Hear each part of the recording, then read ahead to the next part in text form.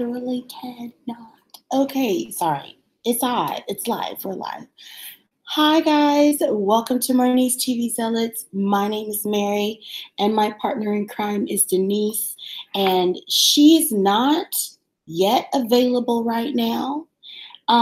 We're actually going to kind of give a little explanation coming up, but we have basically decided that we're not going to recap stuff until Star Trek comes out the 17th of January and Krypton. And we might only do Star Trek and Krypton.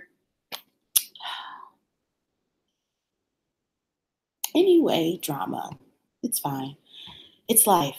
And it goes on. So this is something that I'm trying to tell myself after watching this ridiculous finale from The Good Doctor. First of all, do you guys get the feeling that, they've been baiting us with Claire and Melendez, or is it just my own shipper's heart? Because I feel like they've been baiting us with Claire and Melendez, and I'm sick of it. And then you wake up to Melendez waking up in the bed with Dr. Lim, and I'm like, why? Like they've had two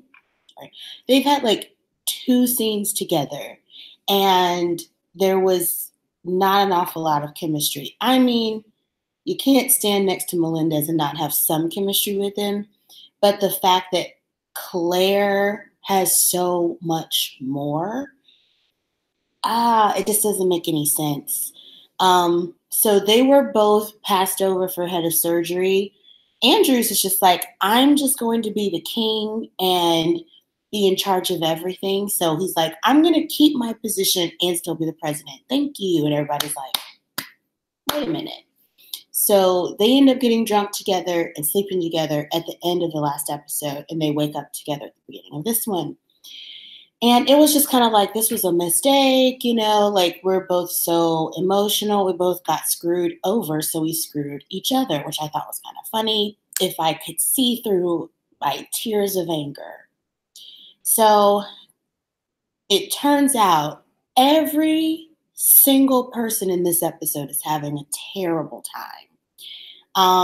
People come over from Malaysia with like SARS and infect half of the hospital. And, we get to finally get some backstory on Dr. Park, but his son is in the quarantine area and has asthma, which is the end of the world. I didn't know that having asthma was the end of, listen. And so, there's a Santa Claus, a black Santa, actually, that has a terrible bowel obstruction and needs surgery. We figure out that Dr. Lim has been exposed to this disease, and so now she is putting herself in the quarantine with the dead bodies. Great idea. And Sean is running back and forth between the ER, which is also in the quarantine area, and back and forth between different patients. Claire and Melendez are outside of the quarantine area with a cancer patient with a bad heart who has no immune system, so he could possibly die as well. And then Dr. Glassman, his character has just been, like he's turning into a bad person. Just unkind. I don't know what having a tumor does to you and having to go through such intense recovery does to you. But I feel like he's not the same person that he was before. And I don't know if the writers are doing that on purpose. So I can't say that I'm enjoying his arc like at all. But he finds out that his tumor is back. And I'm just like, can this guy please catch a break? Please, can this guy catch a break? Because I'm tired. And We're all tired for him. And so then at the end, I'm gonna have to reenact this, okay? The end of this episode, um, Claire is standing over their cancer patient, like like distraught because he signed a do not resuscitate and his heart stopped. And Melendez is like, he didn't need to sign that. I'm sure he doesn't want to die. We're bringing him back. Silent night. And I was just like, it ends in a montage. And then Leah sits down next to Glassman, like, dude, your cancer's back. Holy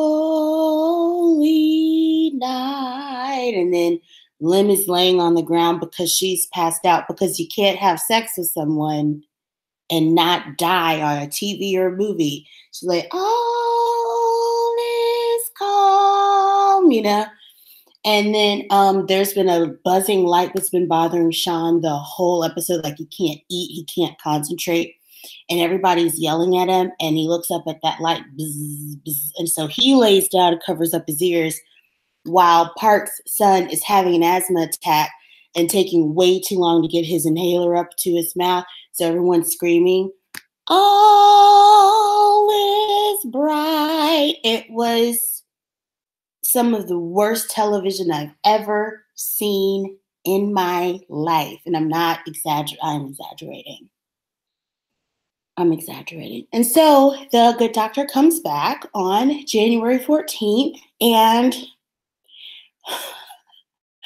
I don't care.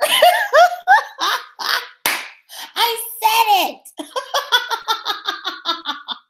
I wish Denise was here, because then she would have something positive to say. So I do apologize for those of you that don't like super snarky, completely negative reviews. I do apologize for that.